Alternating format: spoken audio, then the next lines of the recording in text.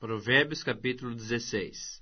O coração do homem pode fazer planos, mas a resposta certa dos lábios vem do Senhor. Todos os caminhos do homem são puros aos seus olhos, mas o Senhor pesa o espírito. Confia ao Senhor as tuas obras, e os teus desígnios serão estabelecidos. O Senhor fez todas as coisas para determinados fins, e até o perverso para o dia da calamidade. Abominável é ao Senhor todo arrogante de coração. É evidente que não ficará impune. Pela misericórdia e pela verdade se expia a culpa, e pelo amor do Senhor os homens evitam o mal. Sendo o caminho dos homens agradável ao Senhor, esse reconcilia com eles os seus inimigos. Melhor é o pouco havendo justiça do que grandes rendimentos com injustiça. O coração do homem traça o seu caminho, mas o Senhor lhe dirige os passos. Nos lábios do rei se acham decisões autorizadas. No julgar, não transgrida, pois a sua boca. Peso e balança justos pertencem ao Senhor. Obra sua são todos os pesos da bolsa.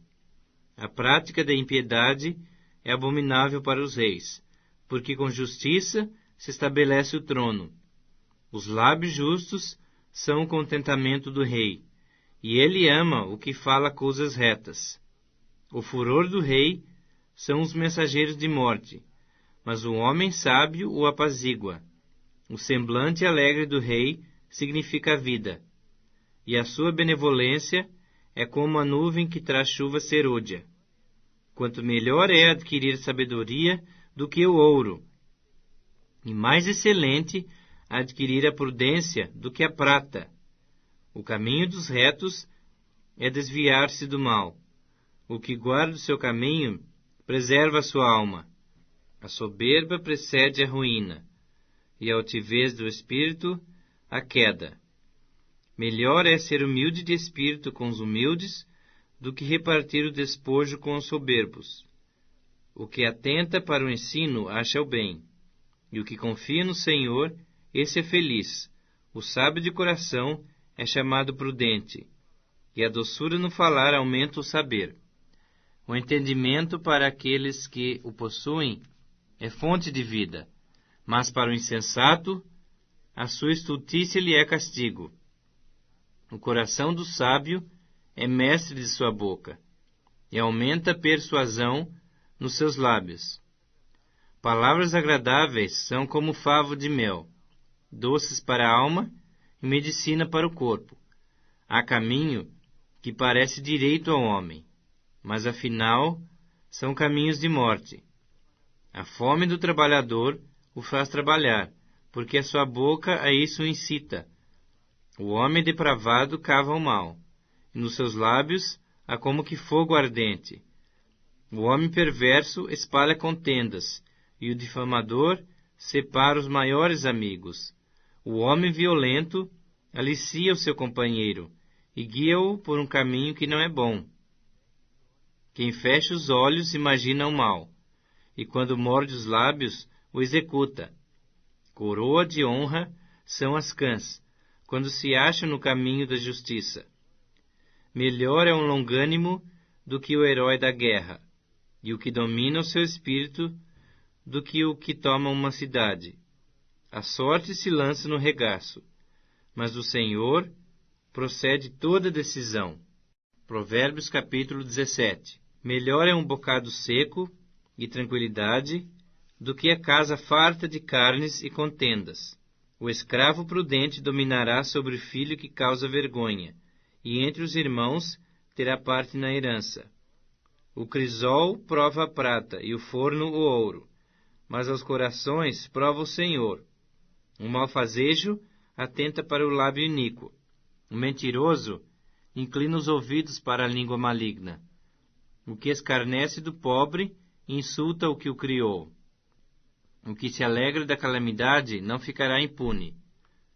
Coroa dos velhos são os filhos dos filhos, e a glória dos filhos são os pais. Ao insensato não convém a palavra excelente, quanto menos ao príncipe o lábio mentiroso. Pedra mágica é o suborno aos olhos de quem o dá, e para onde quer que se volte, terá seu proveito. O que encobre a transgressão adquire amor. Mas o que traz o assunto à baila separa os maiores amigos. Mais fundo entra a repreensão no prudente do que 100 açoites no insensato. O rebelde não busca senão o mal. Por isso o mensageiro cruel se enviará contra ele. Melhor é encontrar-se uma ursa roubada dos filhos do que o insensato na sua estutícia. Quanto àquele que paga o bem com o mal, não se apartará o mal da sua casa. Como o abrir-se da represa, assim é o começo da contenda. Desiste, pois, antes que haja rixas. O que justifica o perverso e o que condena o justo, abomináveis são para o Senhor, tanto um como o outro. De que serviria o dinheiro na mão do insensato para comprar sabedoria, visto que não tem entendimento? Em todo tempo ama o amigo, e na angústia se faz o irmão. O homem falto de entendimento compromete-se, ficando por fiador do seu próximo. O que ama a contenda, ama o pecado. O que faz alta a sua porta, facilita-lhe a queda. O perverso de coração jamais achará o bem. E o que tem a língua dobre, venha cair no mal. O filho estulto é tristeza para o pai, e o pai do insensato não se alegra. O coração alegre é bom remédio, mas o espírito abatido faz secar os ossos. O perverso aceita suborno secretamente, para perverter as veredas da justiça. A sabedoria é o alvo do inteligente, mas os olhos do insensato vagam pelas extremidades da terra. O filho insensato é tristeza para o pai, e amargura para quem o deu à luz. Não é bom punir ao justo, é contra todo o direito ferir ao príncipe. Quem retém as palavras possui o conhecimento, e o sereno de espírito é homem de inteligência. Até o estulto, quando se cala, é tido por sábio, e o que cerra os lábios, por entendido. Provérbios capítulo 18. O solitário busca o seu próprio interesse, e insurge-se contra a verdadeira sabedoria. O insensato não tem prazer no entendimento, senão em externar o seu interior. Vindo a perversidade, vem também o desprezo, e com a ignomínia, a vergonha. Águas profundas são as palavras da boca do homem, e a fonte da sabedoria, ribeiros transbordantes. Não é bom ser parcial com o perverso, para torcer o direito contra os justos. Os lábios do insensato entram na contenda, e por açoites brada sua boca. A boca do insensato é a sua própria destruição, e os seus lábios um laço para sua alma. As palavras do maldizente são doces bocados que descem para o mais interior do ventre. Quem é negligente na sua obra já é irmão do desperdiçador. Torre forte é o nome do Senhor, a qual o justo se acolhe e está seguro. Os bens do rico lhe são cidade forte, e, segundo imagina, uma alta muralha. Antes da ruína, gaba-se o coração do homem, e diante da honra vai a humildade. Responder antes de ouvir é estultícia e vergonha. O espírito firme sustém o homem na sua doença, mas o espírito abatido, quem o pode suportar?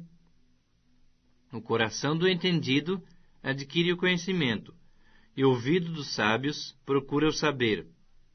O presente que o homem faz alarga-lhe o caminho, e leva-o perante os grandes.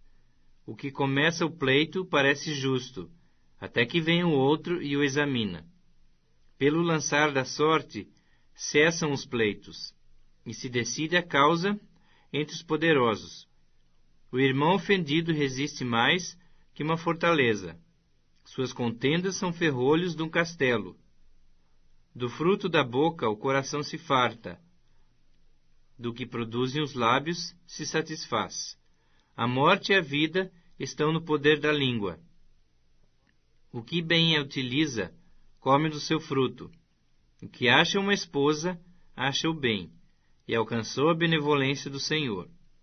O pobre fala com súplicas, porém o rico responde com durezas. O homem que tem muitos amigos sai perdendo, mas há amigo mais chegado do que um irmão. Segunda Epístola do Apóstolo São Paulo aos Coríntios, capítulo 5.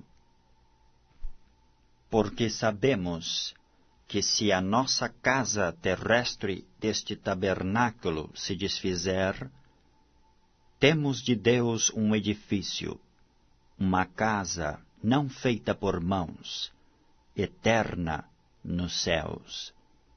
E por isso também gememos, desejando ser revestidos da nossa habitação, que é do céu.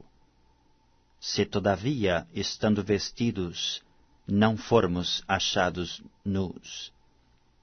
Porque também nós, os que estamos neste tabernáculo, gememos carregados, não porque queremos ser despidos, mas revestidos, para que o mortal seja absorvido pela vida. Ora, quem para isto mesmo nos preparou foi Deus, o qual nos deu também o penhor do Espírito, pelo que estamos sempre de bom ânimo, sabendo que enquanto estamos no corpo, vivemos ausentes no Senhor, porque andamos por fé e não por vista. Mas temos confiança e desejamos antes deixar este corpo para habitar com o Senhor. Pelo que muito desejamos também ser-lhe agradáveis, quer presentes, quer ausentes. Porque todos devemos comparecer ante o tribunal de Cristo, para que cada um receba segundo o que tiver feito por meio do corpo, ou bem ou mal. Assim que, sabendo o temor que se deve ao Senhor, persuadimos os homens à fé, mas somos manifestos a Deus, e espero que nas vossas consciências sejamos também manifestos, porque não nos recomendamos outra vez a vós, mas damo-vos ocasião de vos gloriardes de nós, para que tenhais que responder aos que se gloriam na aparência e não no coração. Porque se enlouquecemos, é para Deus, e se conservamos o juízo, é para vós. Porque o amor de Cristo nos constrange, julgando nós assim, que se um morreu por todos, logo todos morreram. E ele morreu por todos, para que os que vivem não vivam mais para si, mas para aquele que por eles morreu e ressuscitou. Assim que daqui por diante a ninguém conhecemos segundo a carne, e ainda que também tenhamos conhecido Cristo segundo a carne, contudo agora já o não conhecemos deste modo. Assim que se alguém está em Cristo, nova criatura é. As coisas velhas já passaram, eis que tudo se fez novo. E tudo isto provém de Deus, que nos reconciliou consigo mesmo por Jesus Cristo, e nos deu o ministério da reconciliação. Isto é, Deus estava em Cristo reconciliando consigo o mundo, não lhes imputando os seus pecados, e pôs em nós a palavra da reconciliação, de sorte que somos embaixadores da parte de Cristo, como se Deus por nós rogasse. Rogamo-vos, pois, da parte de Cristo, que vos reconcilieis com Deus. Aquele que não conheceu pecado, o fez pecado por nós, para que nele fôssemos feitos justiça de Deus.